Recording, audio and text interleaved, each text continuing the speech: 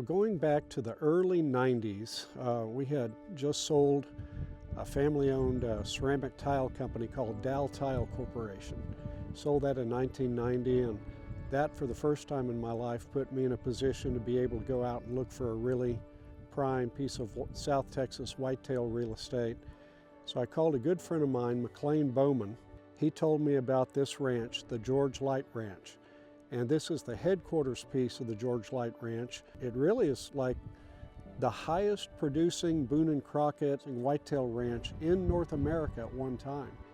Going back to what McLean Bowman told me when we had our first conversation, he said this ranch sits in the middle of what's known as the Trophy Triangle. And that's Dimmit, LaSalle, and Webb counties. But he said this particular ranch, he said within the Trophy Triangle, there are pockets of genetics that are far superior to just the average of what you find in the Trophy Triangle. And he said this ranch has the best genetics in all of South Texas. Hence, that's the reason so many Boone & Crockett's over the years have come off of here.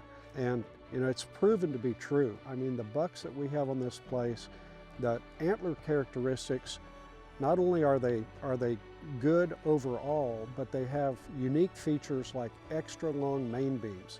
27, 28-inch main beams are not uncommon here. And then you combine that with a really good spread genetic and a 6x6 genetic that is prevalent. That's a pretty hard combination to beat.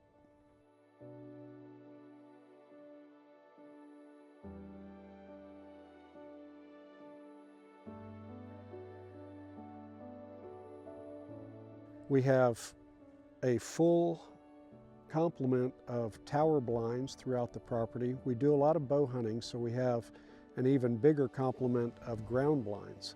I like personally to be on the same level with the deer. I enjoy seeing them from that perspective.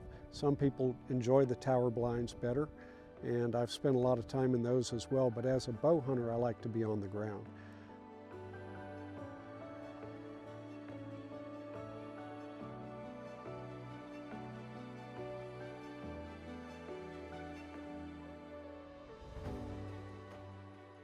Well, I'm a big waterfowl hunter. I always look at a piece of property and I look at how I can improve it.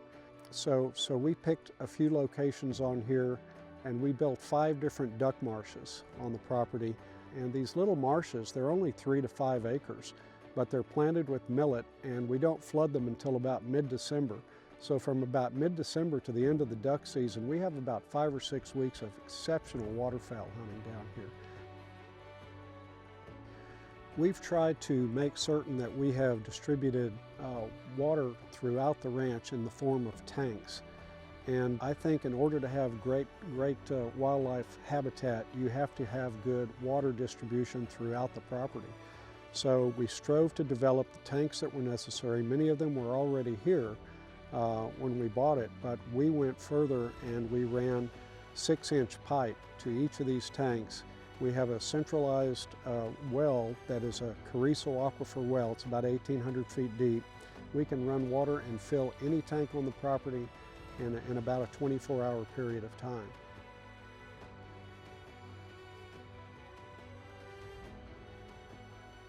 I first acquired the ranch.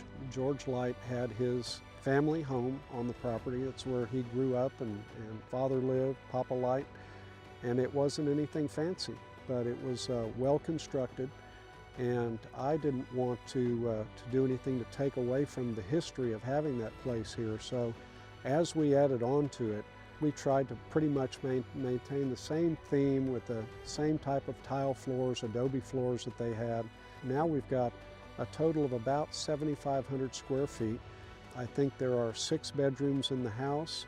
And then we have the caboose. That's also a very nice facility for a guest or a client to stay. Between the house and the caboose is the runway and the hangar. The runway, when I bought the ranch 32 or 3 years ago, was a grass runway. It was used some, but it wasn't in great condition. I came in and on a 4,000-foot runway, I paved 2,000 feet.